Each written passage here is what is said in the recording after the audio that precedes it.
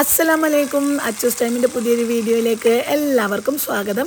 ഇന്ന് നമ്മൾ വളരെ സിമ്പിളായിട്ട് പെട്ടെന്ന് തയ്യാറാക്കി എടുക്കാൻ പറ്റിയിട്ടുള്ളൊരു ബാജിക്കറിയുടെ റെസിപ്പിയാണ് കാണിക്കുന്നത്.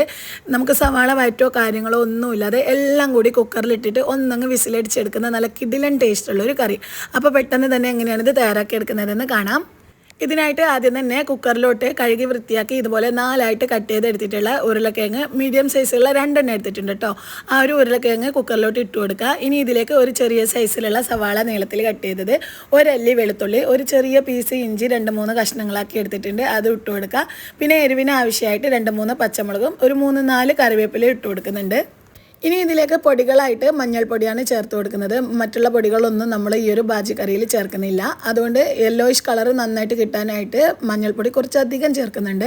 ഇനി ഇതിലേക്ക് ആ ഒരു കറിക്ക് ആവശ്യമായിട്ടുള്ള ഉപ്പും ഉരുളക്കിഴങ്ങ് വേവാൻ ആവശ്യമായിട്ടുള്ള വെള്ളം ഒഴിച്ചു കൊടുക്കുക. എന്നിട്ട് കുക്കർ അടച്ച് വെച്ചിട്ട് ഉരുളക്കിഴങ്ങ് വേവാനായിട്ട് ഒരു 2-3 വിസിൽ അത്രയും മതിയാകും. ഉരുളക്കിഴങ്ങാണല്ലോ, അപ്പോൾ പെട്ടെന്ന് വെന്തിട്ടിക്കോളും. മീഡിയം ഫ്ലെയിമിൽ വെച്ചിട്ട് 2-3 വിസിൽ അടിച്ചിട്ട് സ്റ്റവ് ഓഫ് ചെയ്യുക.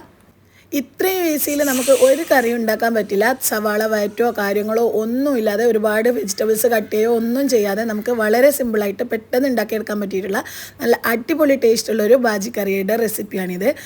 ഇനി നമുക്കിത് വിസിലൊക്കെ കളഞ്ഞതിന് ശേഷം ജസ്റ്റ് ഉരുളക്കിഴങ്ങ് നന്നായിട്ട് വെന്തിട്ടുണ്ട്, ഇതൊന്നങ്ങ് തവി വെച്ചിട്ട് ഉടച്ചു കൊടുക്കുന്നുണ്ട്. എല്ലാം കൂടി ഒരുപാട് അങ്ങ് ഉടച്ചെടുക്കേണ്ട, ചെറിയ രീതിയിൽ കഷ്ണങ്ങൾ കടിക്കുന്ന തരത്തിൽ ഒന്നങ്ങ് ഉടച്ചെടുക്കുക. ഇനി ഇതിലേക്ക് നമുക്ക് കടുകും വറ്റൽമുളകും താളിച്ച് ഒഴിച്ചു കൊടുക്കണം. അതിനായിട്ട് ഒരു പാൻ വെച്ചിട്ട് അതിലേക്ക് വെളിച്ചെണ്ണ ഒഴിച്ചു കൊടുക്കുന്നുണ്ട്. വെളിച്ചെണ്ണയാണ് ഏറ്റവും നല്ലത്. ഈ ഒരു കറിക്കൊക്കെ നല്ലൊരു ഫ്ലേവറും സ്മെല്ലും ഒക്കെ കിട്ടാൻ വെളിച്ചെണ്ണയായിരിക്കും ബെസ്റ്റ്. ഇനി വെളിച്ചെണ്ണ ചൂടായതിനു ശേഷം അതിലോട്ട് കടുകിട്ട് പൊട്ടിച്ചെടുക്കുന്നുണ്ട്. കടുക് നല്ലോണം പൊട്ടി വന്നതിന് ശേഷം ഇതിലോട്ട് 2 വറ്റൽമുളക് കീറി ഇട്ട് കൊടുക്കുക. പിന്നെ കുറച്ച് കറിവേപ്പില ഇട്ട് കൊടുക്കുക. എന്നിട്ട് ഇതെല്ലാം കൂടി നല്ലോണം ഒന്ന് മൂത്ത് വന്നതിന് ശേഷം നമ്മുടെ കറിയുടെ മുകളിലായിട്ട് ഒഴിച്ചു കൊടുക്കുക. നല്ല അടിപൊളി ടേസ്റ്റാണ്. ആ ഒരു വറ്റൽമുളകിൻ്റെയും കടുകിൻ്റെയും വെളിച്ചെണ്ണയുടെയൊക്കെ സ്മെല്ലും ഫ്ലേവറും ഒക്കെ ആയിട്ട് നല്ല കിടിലൻ ടേസ്റ്റാണ് ഇത് കഴിക്കാൻ. പിന്നെ നമ്മൾ കഴിക്കുന്ന സമയത്ത് ഏറ്റവും മുകളിലായിട്ട് കുറച്ച് മല്ലിയില കട്ട് ചെയ്തിട്ട് കൂടി ഇട്ട് കൊടുത്താൽ കുറച്ച് കൂടുതൽ ടേസ്റ്റ് ഉണ്ടാവും കേട്ടോ. ഇതിൻ്റെ കൂടെ ഏറ്റവും നല്ല കോമ്പിനേഷൻ എന്ന് പറയുന്നത് പൂരിയാണ്. പൂരിയും ബാജിക്കറിയും പൂരി മസാല എന്നൊക്കെയാണ് ഇതിന് പറയുക തന്നെ ചെയ്യുന്നത്. പിന്നെ നമ്മുടെ ദോശ, സാധാരണ അരിദോശയും ഉഴുന്ന് ദോശയും ഒക്കെ നല്ല ടേസ്റ്റാണ് ഇതിൻ്റെ കൂടെ കഴിക്കാൻ. നല്ല ടേസ്റ്റുമാണ്, അത്രയും ഈസിയാണ്. നിങ്ങളിപ്പോൾ കണ്ടില്ലേ, എല്ലാം കൂടി കുക്കറിലിട്ടിട്ട് ഒന്നങ്ങ് വിസിലടിച്ചെടുക്കുക. നമ്മുടെ സവാള വയറ്റോ കുറേ വെജിറ്റബിൾസ് കട്ട് ചെയ്യോ ഒന്നുമില്ല.